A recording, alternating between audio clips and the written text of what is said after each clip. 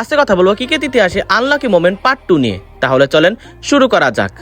আপনি যদি কখনো নন স্ট্রাইকার ব্যাটসম্যানের জন্য স্ট্রাইকার ব্যাটসম্যান আউট হতে হয় এটি যদি না দেখে থাকেন তাহলে এই ভিডিওটা দেখলে ঠিকই বুঝতে পারবেন। আর ঘটনাটি ঘটেছিল ইংল্যান্ড এবং নিউজিল্যান্ডের একটি টেস্ট ম্যাচে, যেখানে ইংল্যান্ডের বোলার একটি বল করে তা হেনরি নিকেল সোজা একটি শট খেলে, কিন্তু বলটি সোজা নন স্ট্রাইকে থাকা মিচেলের দিকে যাইতেছিল, যেখানে তিনি বলটিকে বাঁচার জন্য তার ব্যাটটা মাঝখানে নিয়ে আসেন, যার ফলে বলটি মিচেলের মাঝখানে লেগে মিড অফে একটা ক্যাচ উঠে যায়। যেখানে তো মিচেল এই বল থেকে সম্পূর্ণভাবে রক্ষা পেয়ে যায়, কিন্তু স্ট্রাইকে থাকা হেনরি নিকেল এই বল থেকে আর রক্ষা পায় না, যার ফলে তার এই উইকেটটা হারাতে হয়।